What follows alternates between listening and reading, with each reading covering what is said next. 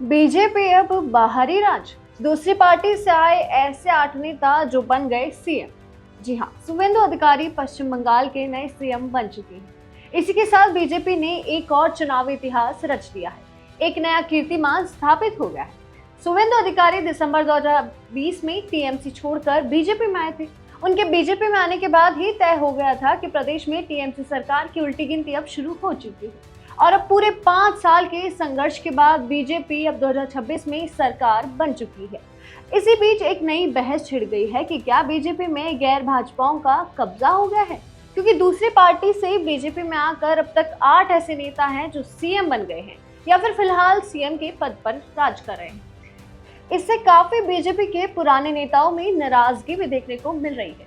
हालांकि ये और बात है कि वे खुलकर विरोध में नहीं आते हैं। ऐसे में अब बड़ा सवाल यह है कि उन नेताओं का क्या जो जनसंघ के समय या बीजेपी की स्थापना के समय से पार्टी के साथ जुड़े हुए हैं और कई बार विधायक, मंत्री और सांसद रह चुके हैं, लेकिन सीएम के प्रबल दावेदार होने के बावजूद उन्हें कुर्सी अभी तक नहीं मिली। ऐसे में आइए जानते हैं ऐसे नेताओं का नाम जो कि पहले दूसरी पार्टी में थे लेकिन अब बीजेपी में आकर सीएम की कुर्सी तक पहुंच चुके हैं। तो पहला नाम है माणिक साहा, जो त्रिपुरा में बीजेपी के फिलहाल सीएम हैं।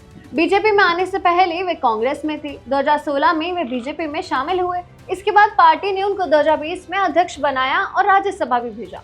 इसके बाद 2022 में उनको आलाकमान ने बिप्लब कुमार देव की जगह सीएम बना दी। 2023 में हुए विधानसभा चुनावों में बीजेपी की जीत के बाद वे एक बार फिर प्रदेश के सीएम बने। वहीं दूसरा नाम है पेमा खांडू, जो लगातार 3 बार से अरुणाचल प्रदेश के सीएम हैं। इससे पहले वे कांग्रेस में थे। खांडू ने अपने राजनीतिक करियर की शुरुआत कांग्रेस से 2005 से की थी। उनके पिता अरुणाचल प्रदेश की कांग्रेस सरकार में मंत्री थे। पिता के निधन के बाद वे खाली हुई सीट पर हुए उपचुनावों में जीते और फिर मंत्री बने। 2016 में वे कांग्रेस विधानमंडल दल के नेता चुने गए। उसके बाद 16 सितंबर 2016 में खांडू अपने साथी 43 विधायकों के साथ कांग्रेस छोड़कर पीपल्स पार्टी ऑफ अरुणाचल में शामिल हो गए। जब पीपल्स पार्टी ने खांडू की जगह ताकम पारियो को सीएम बनाने के लिए नियमित किया तो खांडू अपने सहयोगी 33 विधायकों के साथ बीजेपी में शामिल हो गए। तब से लेकर लगातार खांडू बीजेपी के सीएम रहे। वहीं तीसरा नाम है एन बीरेन सिंह, जो मणिपुर के मुख्यमंत्री हैं। ये डेमोक्रेटिक पीपल पार्टी के नेता थे। 2004 से पहले इस पार्टी का कांग्रेस में विलय हो गया। इसके बाद वे कांग्रेस की सरकार में लगातार मंत्री रहे। 2012 में जब उन्हें मंत्री नहीं बनाया गया तो वो 2016 में कांग्रेस से नाराज होकर बीजेपी में चले गए। उसके बाद 2017 में पहली बार बीजेपी ने मणिपुर में सरकार बनाई, जिसके बाद मुख्यमंत्री बने एन बीरेन सिंह थे। 2022 में फिर से बीजेपी की सरकार बनी, लेकिन राज्य में हिंसा के बाद उन्होंने फरवरी 2025 में इस्तीफा दे दिया। चौथा नाम इस लिस्ट में है बसवराज बोमई का, जो 1992 में जनता दल से जुड़े। इसके बाद 1998 में जेडीयू से धारवाड़ स्थानीय निकाय क्षेत्र में एमएलसी बने। हालांकि 2008 में वे जेडीयू छोड़कर बीजेपी में शामिल हो गए।